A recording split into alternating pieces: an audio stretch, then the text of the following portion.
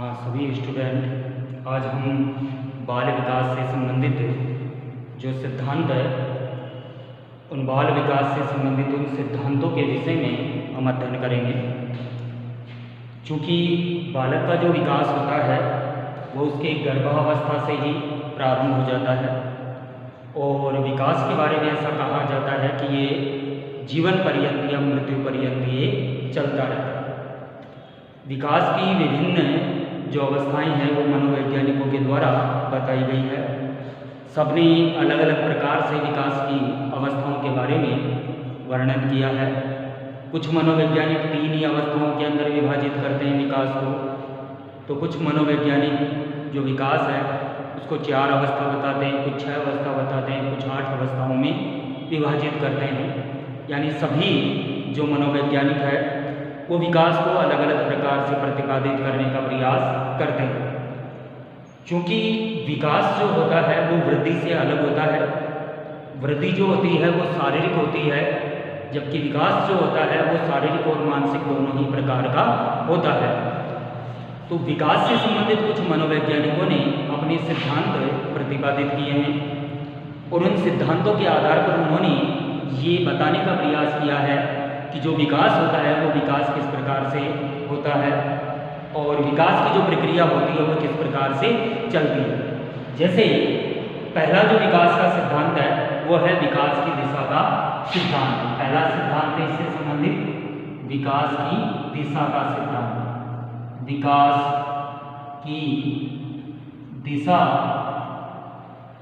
का सिद्धांत। विकास की दिशा का सिद्धांत, ये पहला सिद्धांत है जो विकास से संबंधित है।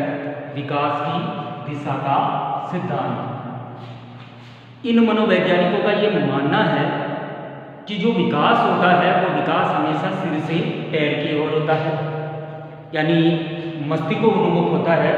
अगर हम ये कहें कि पहले विकास मस्तिष्क का होता है तो ऐसा नहीं है, या पहले जो विकास है वो पैरों का होता है, हाथ पैरों का होता है, शरीर का पहले विकास होता है, फिर मस्तिष्क का विकास होता है। पहले जो विकास होता है वो व्यक्ति के या बालक के सिर का होता है और उसके बाद भी ही उसके मस्तिष्क का, उसके पैरों का या उसके हाथों का विकास जो है वो चलता है। तो ये जो सिद्धांत है विकास की दिशा का सिद्धांत, ये कहता है कि विकास जो है वो सिर से पैरों की ओर होता है। ये सिद्धांत कहता है कि विकास सिर से पैरों की ओर होता है, पैरों की ओर होता है। इस सिद्धांत का पहला मानना क्या है कि विकास जो होता है वो सिर से पैरों की ओर होता है, जिसको हम कह सकते हैं मस्तिष्को उन्मुख विकास, जिसको हम कह सकते हैं मस्तिष्को उन्मुख विकास। मस्तिष्को उन्मुख विकास कह सकते हैं आप इसको, या आप ये भी कह सकते हैं कि ये केंद्र से परिधीय क्षेत्र की ओर होता है, या हम कह सकते हैं कि केंद्र से परिधीय क्षेत्र की ओर, परिधीय क्षेत्र की ओर होता है। यानी ये तीनों ही तथ्य इस सिद्धांत से निकलते हैं। यानी विकास से संबंधित जो दिशा का जो सिद्धांत है वो ये कहता है कि जो विकास होता है वो सिर से पैरों की ओर होता है। विकास जो होता है वो मस्तिष्क उन्मुख होता है, यानी मस्तिष्क की ओर विकास होता है, मस्तिष्क से ये प्रारंभ होता है, या केंद्र से परिधि की ओर ये विकास होता है। यानी ये तीनों ही तथ्य इस विकास क्रम से संबंधित है। अब कुछ मनोवैज्ञानिकों ने इस विकास से संबंधित जो तथ्य बताए हैं इनको कुछ अवस्थाओं के अंदर विभाजित किया है। इस सिद्धांत के अंतर्गत कुछ जो मनोवैज्ञानिक है उन मनोवैज्ञानिकों ने जो विकास का क्रम है उस विकास के क्रम को प्रतिपादित करने का प्रयास किया है। जैसे प्रथम महा प्रथम माह में जो बालक होता है वो क्या करता है, सिर उठाता है, सिर उठाना, सिर उठाना सीखता है। सबसे पहले 1 माह की अवस्था में जो बालक होता है वो क्या करता है, अपने सिर को उठाना सीखता है। 3 माह की अवस्था में गतिशील वस्तु पर नेत्र नियंत्रण करने लग जाता है। 3 माह की अवस्था में, यानी इस 3 माह की अवस्था में जो गतिशील वस्तु होती है उस पर अपना नेत्र नियंत्रण करने लग जाता है। गतिशील वस्तु पर, गतिशील वस्तु पर नेत्र नियंत्रण, नेत्र नियंत्रण करने लग जाता है। यानी इस अवस्था में, एक 3 माह की अवस्था में एक बालक जो होता है वो कोई भी गतिशील जो वस्तु होती है उस गतिशील वस्तु पर अपनी आंखों को केंद्रित करने लग जाता है। 5 माह की अवस्था में सहारा देने पर बैठता है। 5 माह की अवस्था में, 5 माह की अवस्था में सहारा देने, सहारा देने पर बैठना सीखता है। सहारा देने पर वह बैठना सीखता है। यानी एक जो बालक होता है वो 5 माह की अवस्था में जब हम उसको सहारा देते हैं तो सहारा देने पर बैठना सीख जाता है। 6 माह की अवस्था में, 6 माह की अवस्था के अंदर जो बालक होता है वो बिना सहारे बैठना सीख जाता है। बिना सहारे, बिना सहारे बैठना, बिना सहारे बैठना सीखता है। 6 माह की अवस्था में एक जो बालक होता है वो बिना सहारे के बैठना सीख जाता है। 7 से 8 माह की अवस्था में, इसके बाद 7 से 8 माह की जो अवस्था होती है एक बालक की, वो 7 से 8 माह की अवस्था में बिना सहारे खड़ा होने लग जाता है। बिना सहारे, बिना सहारे खड़ा होने लग जाता है। बिना सहारे खड़ा होने लग जाता है। ये मनोवैज्ञानिकों के द्वारा बताए गए फैक्ट, तथ्य हैं। इसके बाद में 9 से लेकर के 10 माह की अवस्था में बिना सहारे खड़ा होने लग जाता है। सॉरी, यहाँ पर सहारे, सहारे से खड़ा होना सीखता है। जबकि 9 से 10 माह की अवस्था में, 9 से 10 माह की अवस्था में बालक जो है वो बिना सहारे, बिना सहारे खड़ा होना सीख जाता है, खड़ा होने लग जाता है। यानी एक बालक जो होता है वो 9 से लेकर के 10 माह की अवस्था में बिना सहारे के वो खड़ा होने लग जाता है। 1 वर्ष की अवस्था में बिना सहारे चलना व घिसटने लग जाता है। 1 वर्ष, 1 वर्ष की अवस्था में, 1 वर्ष की अवस्था में जो बालक होता है वो बालक क्या करता है, बिना सहारे चलना व घिसटने लग जाता है। बिना सहारे, बिना सहारे चलना, चलना और घिसटने लग जाता है, घिसटने लग जाता है। यानी एक वर्ष का जो बालक होता है, 1 वर्ष का जो बालक होता है वो बिना सहारे के चलने लग जाता है और घिसटने लग जाता है। इसके बाद 2 वर्ष की अवस्था के अंदर बालक जो होता है वो दौड़ने लग जाता है और टेढ़ी मेढ़ी लकीरें खींचना सीख जाता है। 2 वर्ष की अवस्था में, 2 वर्ष की अवस्था में बालक जो होता है, 2 वर्ष की अवस्था का जो बालक है वो दौड़ने लग जाता है, दौड़ने लग जाता है और टेढ़ी मेढ़ी रेखाएं खींचने लग जाता है। टेढ़ी मेढ़ी रेखाएं, टेढ़ी मेढ़ी रेखाएं खींचने लग जाता है, खींचने लग जाता है। यानी एक जो बालक होता है, विकास की दिशा का सिद्धांत ये कहता है कि प्रथम माह में सिर उठाना सीखता है, 3 माह की अवस्था में गतिशील वस्तु पर नेत्र नियंत्रण करना सीखता है, 5 माह की अवस्था में सहारा देने पर बैठना सीखता है, 6 माह की अवस्था में बिना सहारे बैठना सीखता है, 7 से 8 माह की अवस्था में वो सहारे से खड़े होने लग जाता है, 9 से 10 माह की अवस्था में बिना सहारे के खड़े होने लग जाता है, 1 वर्ष की अवस्था में वो बिना सहारे चलने और घिसटने लग जाता है, और 2 वर्ष की अवस्था के अंदर एक जो बालक होता है वह दौड़ने लग जाता है और टेढ़ी मेढ़ी जो रेखाएं होती है वो खींचना प्रारंभ कर देता है। इसके अतिरिक्त जो विकास का ये सिद्धांत है, ये काफ़ी महत्वपूर्ण सिद्धांत माना जाता है, क्योंकि इसके अंदर विकास की दिशा में बालक के विकास की दिशाओं को निर्धारित किया गया है। दूसरा जो सिद्धांत है विकास का वो है विकास क्रम का सिद्धांत। दूसरा सिद्धांत है विकास क्रम का सिद्धांत। विकास क्रम का सिद्धांत, विकास क्रम का सिद्धांत। दूसरा जो सिद्धांत है वो है विकास क्रम का सिद्धांत। विकास क्रम का जो सिद्धांत है वो ये कहता है कि बालक जो होता है उसके विकास की एक प्रक्रिया होती है।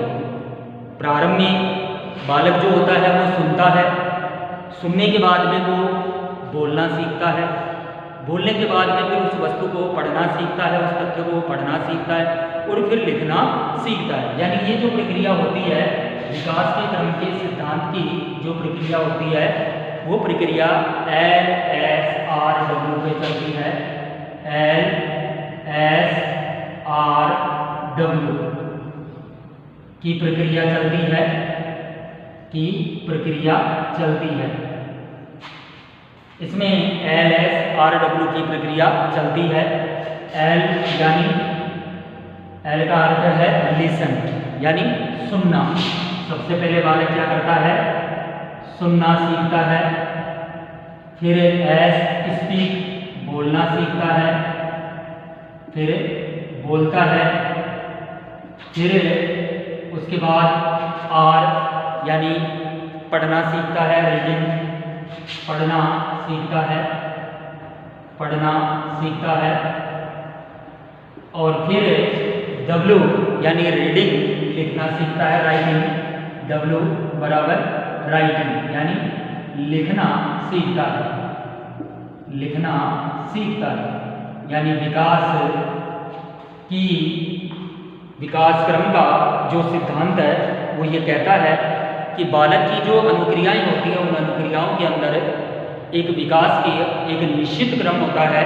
अगर हम ये कहें कि बालक सुनने से पहले ही लिखना सीख जाए या सुनने से पहले ही वो बोलने लग जाए तो ऐसा असंभव है, क्योंकि इस विकास का एक क्रम होता है और ये विकास का जो क्रम है ये टूटता नहीं है। पहले बालक सुनता है, फिर बोलता है, फिर वो उसको पढ़ता है, उसके बाद में वो लिखता है। यानी LSRW की जो प्रक्रिया है वो ये कहती है कि विकास क्रम का एक निश्चित सिद्धांत होता है। विकास की जो प्रक्रिया होती है वो निश्चित क्रम के अंदर चलती है।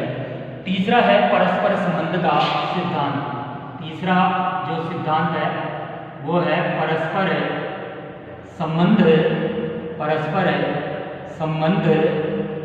का सिद्धांत। परस्पर संबंध का जो सिद्धांत है वो ये कहता है कि व्यक्ति की जो भी क्रियाएं होती हैं, चाहे वो शारीरिक हो, मानसिक हो, सामाजिक हो या संवेगात्मक हो, इन सबके अंदर एक दूसरे से ये रिलेटेड होती है, एक दूसरे से ये संबंधित होती है। क्योंकि अक्सर हम देखते हैं कि कहा भी गया है कि स्वस्थ शरीर में ही स्वस्थ मस्तिष्क का विकास होता है। इसका तात्पर्य ये होता है कि अगर व्यक्ति का मस्तिष्क स्वस्थ है ये तो उसका शरीर भी स्वस्थ होगा, अगर शरीर स्वस्थ है तो उसका मस्तिष्क भी स्वस्थ होगा। यानी ये सिद्धांत ये कहता है कि बालक के कौन कौन से शारीरिक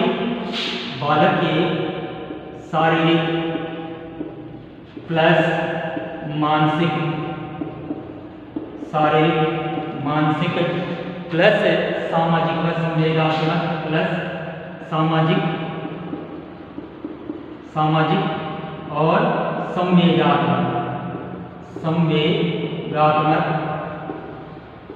जो विकास होता है वो विकास जो है परस्पर संबंधित होता है, यानी शारीरिक, मानसिक, सामाजिक और संवेगात्मक, ये तीनों ही, ये चारों ही जो प्रक्रियाएं होती है परस्पर संबंधित होती है।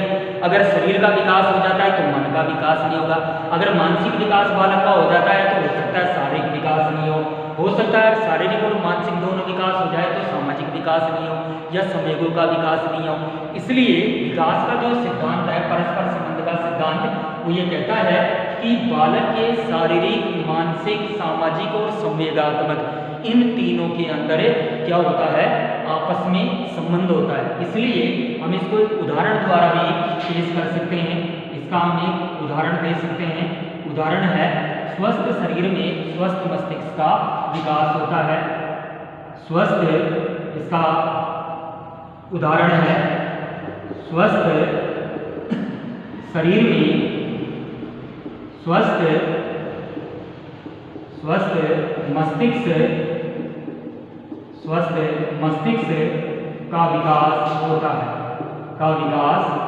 है, यानी विकास का ये जो सिद्धांत है, इसका हम ये उदाहरण, ये कहावत के द्वारा हम इसको स्पष्ट कर सकते हैं कि जो व्यक्ति का या बालक का जो विकास होता है, उस विकास के अंदर आपस में संबंध होता है और उन संबंधों के कारण ही जो बालक है वो बालक इस विकास की प्रक्रिया को संपादित करता है।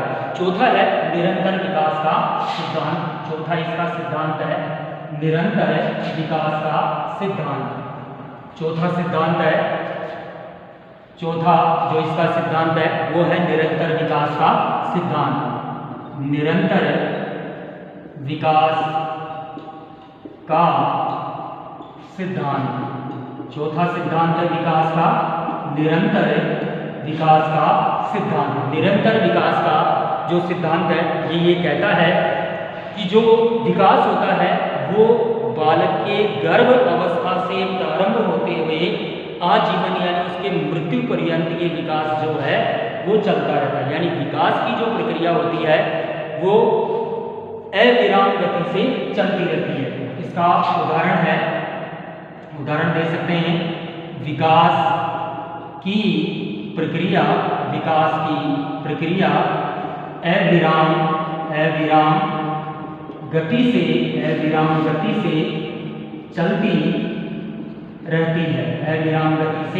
चलती रहती है, क्योंकि विकास के अंदर कहीं पर भी ठहराव नहीं आता है।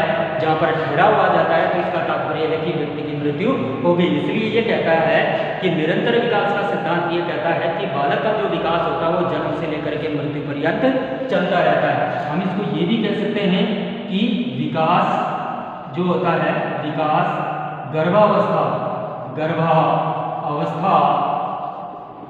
से लेकर मृत्यु पर्यंत तक चलता रहता है।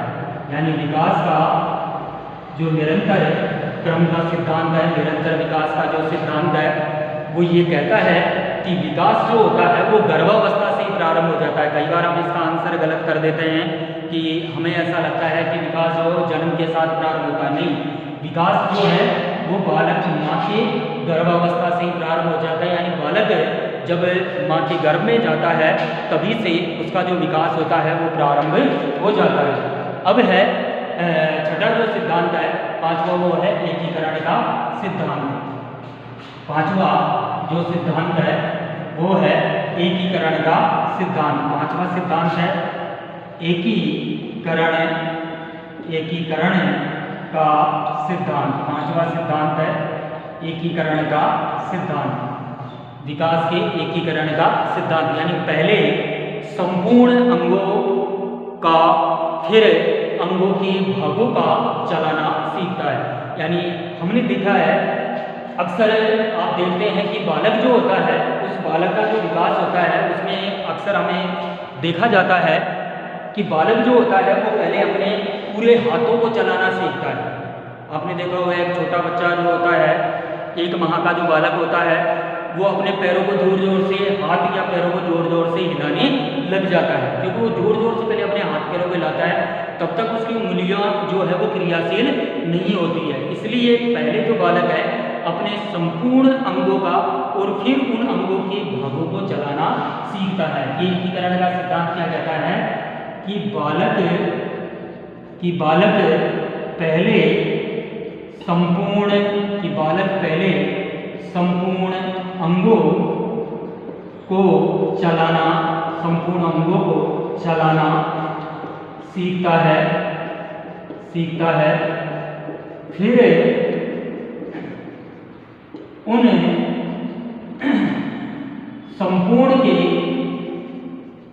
के अंगों को चलाना सीखता है। यानी ये सिद्धांत ये कहता है कि बालक जो होता है वो पहले संपूर्ण अंगों को चलाना सीखता है। जैसे हाथ, हमारा हाथ पूरा एक अंग है तो पहले हाथ को चलाना सीखता है, उसके बाद में फिर वो उंगलियों को चलाना सीखता है। तो ये सिद्धांत ये कहता है कि पहले वो संपूर्ण अंगों को और फिर उन अंगों के भागों को चलाना सीखता है, यानी पहले हाथों को फिर उंगलियों को। उदाहरण के लिए हम यहाँ पर देख सकते हैं कि पहले हाथों को चलाना सीखता है, पहले हाथों को चलाना सीखता है, फिर उंगलियों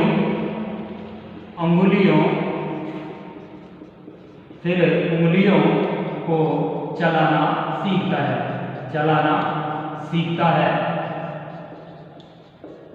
और फिर इन दोनों को वो साथ चलाना सीख जाता है, इन दोनों को वो साथ चलाने लग जाता है। तो इसलिए ये जो सिद्धांत है एकीकरण का सिद्धांत ये कहता है कि बालक पहले संपूर्ण अंगों को चलाना सीखता है, फिर उसके बाद में उन अंगों के जो अंश होते हैं उन अंशों को वो चलाना सीखता है। उदाहरण के लिए हम ले सकते हैं कि पहले हाथ को चलाता है, फिर उसके बाद में उंगलियों को चलाना सीखता है। छठा जो सिद्धांत है विकास क्रम से संबंधित वो है वर्तुलाकार या चक्राकार विकास का सिद्धांत।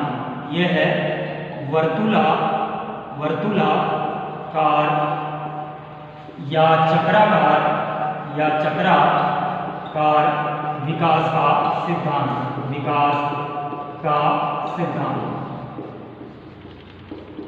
वर्तुलाकार या चक्राकार विकास का जो सिद्धांत है वो ये कहता है कि जो विकास होता है वो विकास एक रेखा में नहीं होता है, यानी रेखीय गति से विकास नहीं होता है, न कि विकास स्थिर दर से होता है, यानी दोनों ही प्रकार से नहीं होता। न तो विकास रेखीय गति से होता है, न ये स्थिर गति से होता है, न ये स्थिर होता है, बल्कि ये क्या होता है चक्राकार यानी टेढ़ा मेढ़ा होता है। आपने देखा होगा कई बार बालक के विकास की जो प्रक्रिया तीव्र हो जाती है, कई बार विकास की जो प्रक्रिया है वो थोड़ी धीमी हो जाती है। कुछ अवस्थाएं ऐसी आती है जिसके अंदर विकास बहुत ही तीव्र गति से होने लग जाता है, कुछ अवस्था ऐसी आती है जहाँ पर जो विकास होता है वो धीमा हो जाता है। इसलिए ये सिद्धांत जो ये है वो ये कहता है कि विकास की जो प्रक्रिया होती है वो रेखीय प्रकार की न होकर के वो किस प्रकार की होती है, चक्राकार होती है। यानी इसका उदाहरण है विकास रेखीय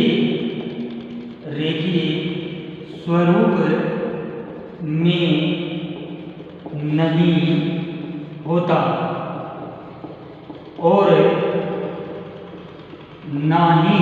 और नहीं विकास स्थिर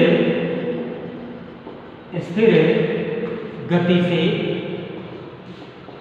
होता है और नहीं स्थिर गति से होता है। विकास चक्राकार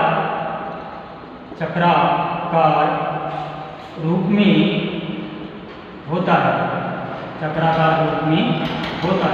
अर्थात हमारा जो चक्राकार सिद्धांत है या वर्तुलाकार जो सिद्धांत है ये विकास की प्रक्रिया के बारे में यह कहता है कि जो विकास होता है वो विकास वर्तुलाकार या चक्राकार रूप में होता है। अब है हमारा सातवां विकास का जो सिद्धांत है, सातवां विकास का सिद्धांत है हमारा। सातवां विकास का सिद्धांत जो है वो है वंशानुक्रम व वातावरण की अंतःक्रिया का सिद्धांत। सातवां है वंशानुक्रम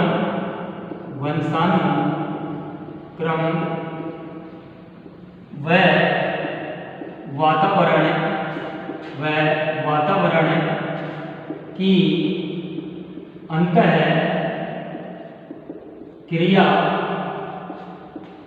का सिद्धांत। अंतःक्रिया का सिद्धांत हमारा सातवां जो सिद्धांत है वो क्या है? वंशानुक्रम व वातावरण की अंतःक्रिया का सिद्धांत। ये सिद्धांत ये कहता है कि मानव का जो विकास होता है वो विकास उसके वातावरण और उसके वंशानुक्रम इन दोनों का ही परिणाम होता है।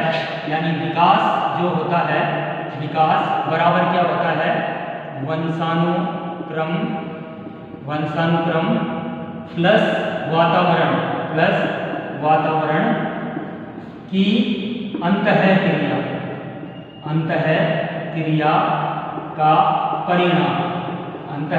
का परिणाम होता है। विकास क्या होता है?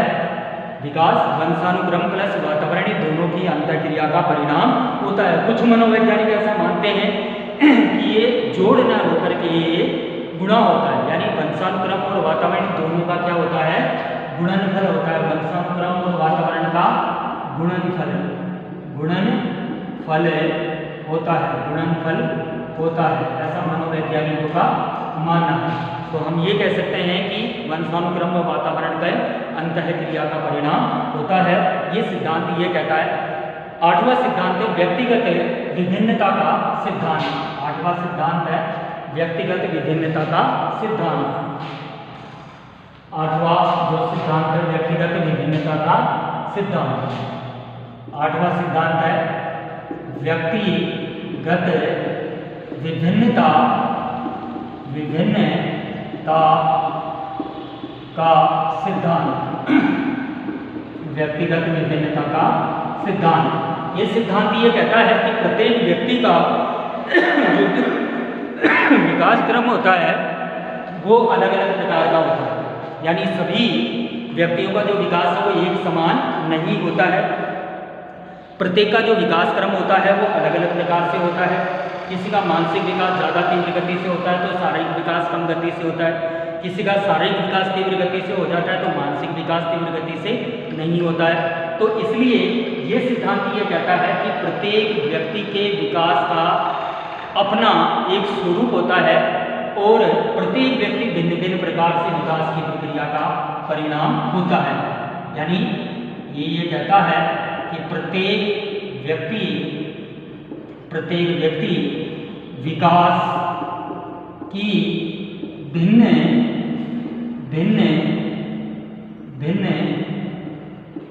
प्रक्रिया का परिणाम होता है। प्रत्येक व्यक्ति का जो विकास होता है वो भिन्न भिन्न प्रक्रिया का परिणाम होता है।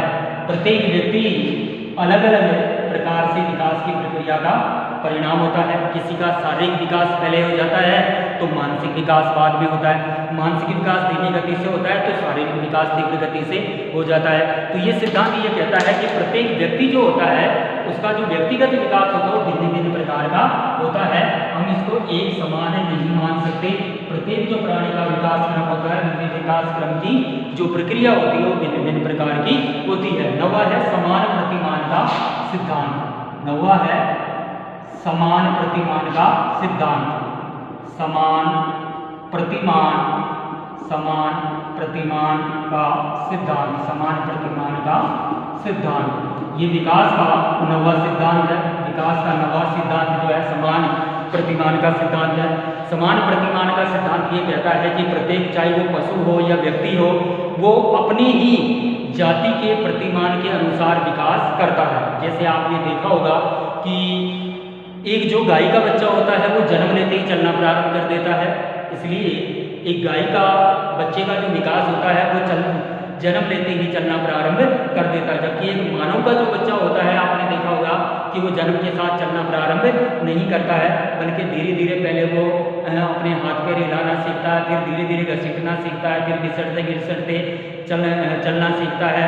फिर उसके बाद में उसका अन्य जो विकास क्रम होता है मस्तिष्क का, वो अन्य प्रकार के विकास क्रम होते हैं। तो समान प्रतिमान का सिद्धांत ये कहता है कि प्रत्येक व्यक्ति या पशु अपनी जाति के अनुसार विकास के प्रतिमान अपनाते हैं। उदाहरण दे सकते हैं, प्रत्येक व्यक्ति प्राणी या पशु अपनी जाति के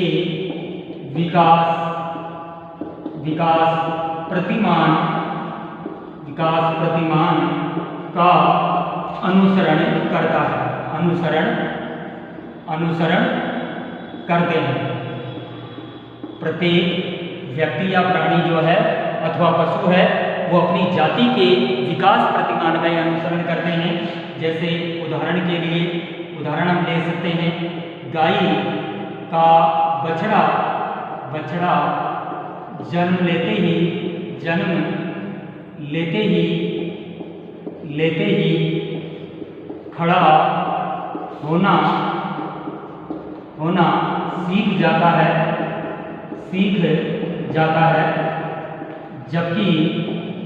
जबकि मनुष्य का बच्चा नहीं, मनुष्य का बच्चा नहीं सीखता। इसका तात्पर्य है कि पशु अपने प्रतिमान के अनुसार क्रियाशील होते हैं, मानव अपने विकास क्रम के अनुसार क्रियाशील होते हैं। अंतिम जो 10वां सिद्धांत है विकास से संबंधित, 10वां अंतिम जो सिद्धांत है वो है सामान्य से विशिष्ट का सिद्धांत। सामान्य से विशिष्ट क्रियाओं का सिद्धांत 10वां है सामान्य से विशिष्ट क्रियाओं का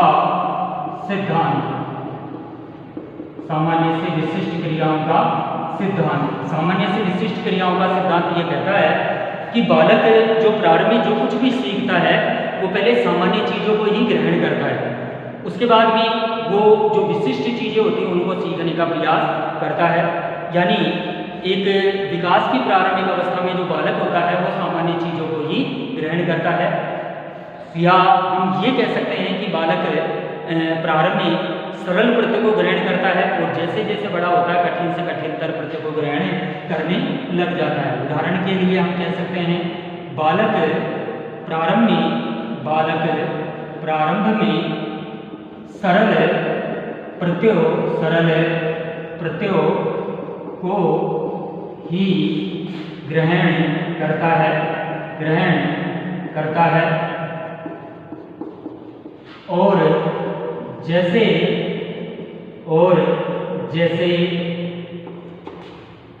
जैसे विकास करता है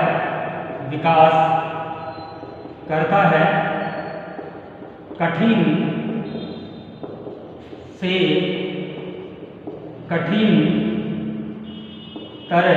प्रत्ययों को ग्रहण करने लगता है। ये इसका उदाहरण है। आपने देखा होगा कि बालक पहले जो है वो सामान्य प्रत्ययों को ही सीखता है, उसके बाद वो धीरे धीरे कठिन से कठिनतर जो प्रत्यय है उनको वो ग्रहण करने लग जाता है।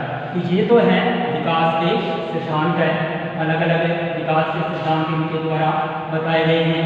इनके अतिरिक्त जो कुछ मनोवैज्ञानिक है, उन मनोवैज्ञानिकों ने विकास की जो अवस्थाएं हैं उन विकास की अवस्थाओं का अलग अलग प्रकार से वर्गीकरण उनके द्वारा किया गया है।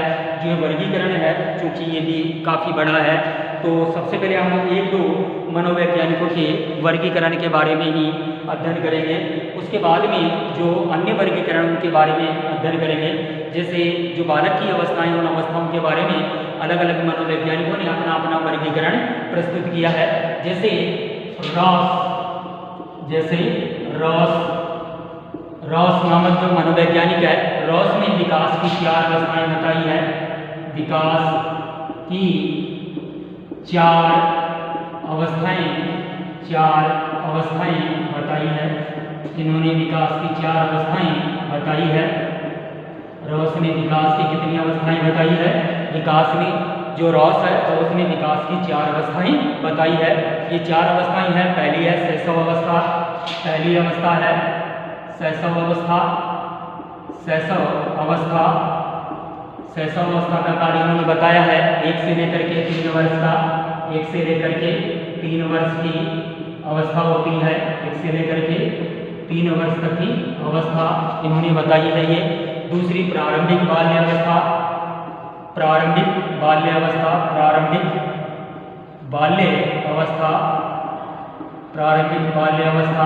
इसका कार्य इन्होंने बताया है 3 से लेकर के 6 वर्ष की अवस्था। 3 से लेकर के 6 वर्ष तक की अवस्था बताई है कि प्रारंभिक बाल्यावस्था जो होती है वो 3 से लेकर के 6 वर्ष की होती है। तीसरा काल बताया उत्तर बाल्यावस्था।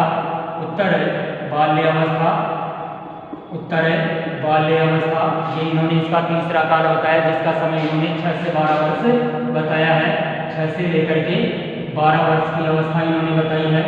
12 वर्ष तक की अवस्था इन्होंने बताई है।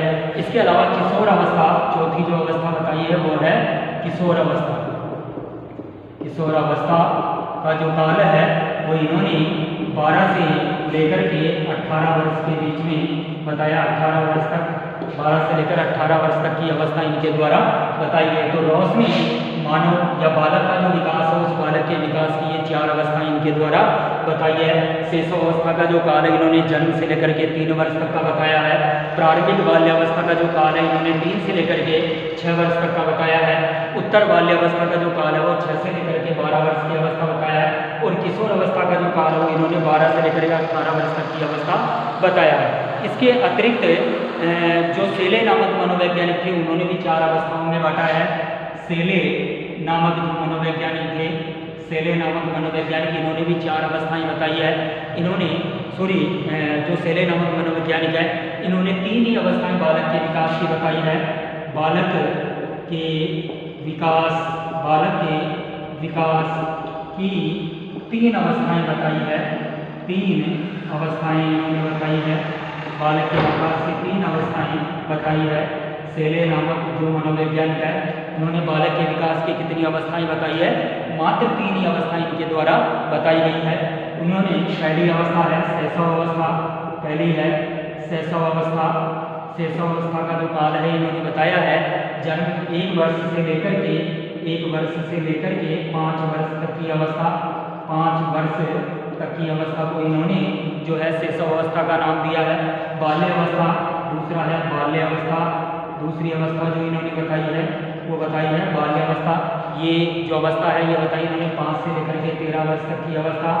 5 से लेकर के 13 वर्ष तक की अवस्था इन्होंने बताई है। और अंतिम जो अवस्था बताई किशोर अवस्था 13 से लेकर के 19 वर्ष तक की अवस्था। किशोर अवस्था का जो काल है वो इन्होंने बताया है 13 वर्ष से लेकर के 19 वर्ष तक। ठीक है। तो सेले नामक जो मनोवैज्ञानिक है ये सेले नामक मनोवैज्ञानिक ने बालक के विकास की जो अवस्थाएं हैं इस बालक के विकास की अवस्थाओं को 3 ही भागों के अंदर इनके द्वारा विभाजित किया गया। और इसी के आधार पर इन्होंने इसका अध्ययन किया है।